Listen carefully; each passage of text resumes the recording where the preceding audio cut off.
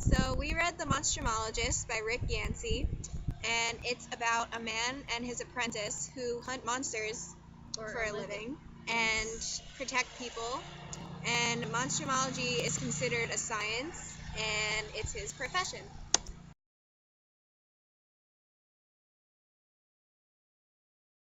So the main character and the protagonist of this book is Dr. Theodore Warthop. He's a monstrumologist and the caretaker of Will Henry. And he's pretty lonely most of the time. Because other than with Will Henry, he lives alone. Yeah. He kind of separates morals from being practical, and sometimes this can make him seem uncaring or cold. But I think he just does what he thinks is the right thing to do.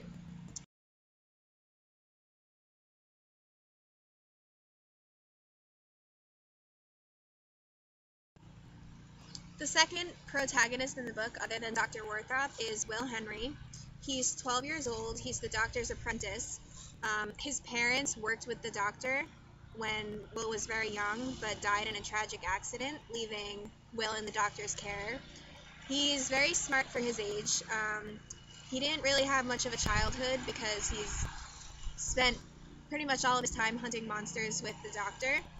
He thinks more morally than the doctor does, so sometimes when the doctor does strange things, Will will get kind of critical of him because he'll think, oh, was that right?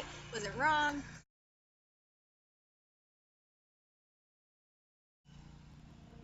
The antagonist in The Monstrumologist is obviously the monster of the book, which in this case is a species known as anthropophagi. Basically, they're extremely tall. They don't have a head. And their face, they have a huge mouth. Their face is on their chest. They just have this huge, scary mouth, and their eyes are like on their shoulders, and they've got big claws, and they're just really terrifying.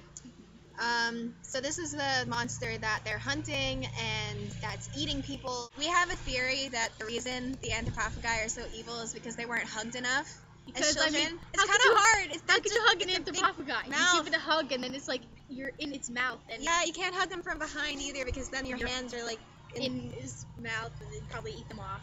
So the way Rick Yancey describes everything that they do is just very graphic. Very, very graphic. And horrifying. Yeah. So good job, Rick Yancey. Yeah, we applaud you for that. You're terrifying. Yeah.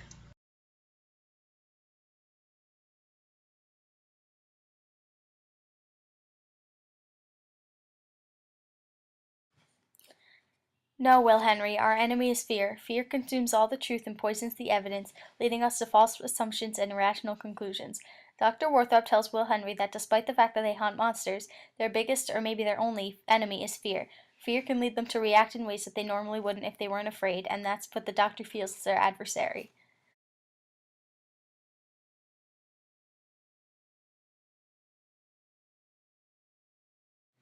In The Monstrumologist, society considers monsters to be abominations of creation that are strange, scary, and different. In general, this pertains to anything they do not understand. In reality, the monsters that they face, the anthropophagi, are living creatures just like humans. As well as monsters in this novel, there are also people that act strangely, immorally, and controversially. Since people and monsters can both be viewed as esoteric or threatening, this raises the question, what really makes something a monster? So, as graphic and horrifying as this book is, there's not very many high points. So, a lot of the times, adults that go along with them on their journeys keep saying to the doctor, oh, why don't you leave Will Henry behind? Like, he's just a kid, he shouldn't see this. Yeah, and then the doctor always replies with, he's indispensable to me. So, I think this makes Will Henry feel important, and it develops their relationship. The other thing that could be considered a high point, it could go both ways as a high point or a low point. At one point in the book, the doctor and Will, they kind of blow up at each other and everything just comes out.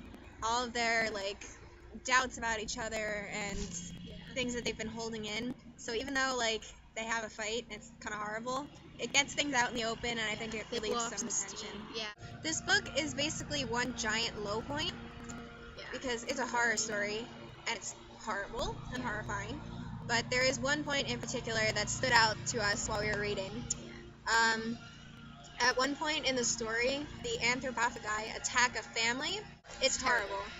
And this includes the two parents, several small children, and an infant. and the only one left alive is one of the little sons named Malachi, and it's tragic, and not to make a pun, but their family is literally and figuratively torn apart, and just they're all over the place, and literally. Yeah, and figuratively because Malachi is devastated, yeah, and it's so sad. He lost everyone that was close to him, everyone that he loved, just gone because of the anthropophagi. Just kudos to Rick Yancey for writing such a horrible sequence of events. I mean, it's disgusting. It puts a terrible picture in my mind. It's a low point. In general, I would say, I mean, we like the book. Yeah, it wasn't a bad book. It took a while to get started, like the entire book. Yeah, it picks up. You just kind of have to stick with it. Yeah, and still good. Yeah, it was good. It didn't have much of a plot, which is another thing that I didn't like about it. It's basically Will Henry's diary, so he's writing everything that happens, but it doesn't over 2 days. Right. This is like the whole book. It's like 400 pages, and it's over 2 days. So it's very developed. There's a lot of irrelevant information that and very big words. Yeah. I mean, we're good English students. We understand, but sometimes it can get very scientific, and it sort of detracts from what's going on. What I enjoyed most, though, was Rick Yancey is he's great at imagery. Oh, yeah. Like, when we say that this book is very graphic and gory, you feel it. It's so disgusting, and it makes your stomach turn. Even things that weren't about murder, just average things that he was describing, it's just, you feel it in your soul. And this is real, what they're describing. Yeah. So, I know. It'll keep you up at night. Oh, yeah. A little bit. So I would recommend that you read it and make your own opinion. If you have a weak stomach and you don't want to read about body parts all over the place and just that's basically the whole book. It's just hard. Read it. Yeah, you should. Yep. Bye.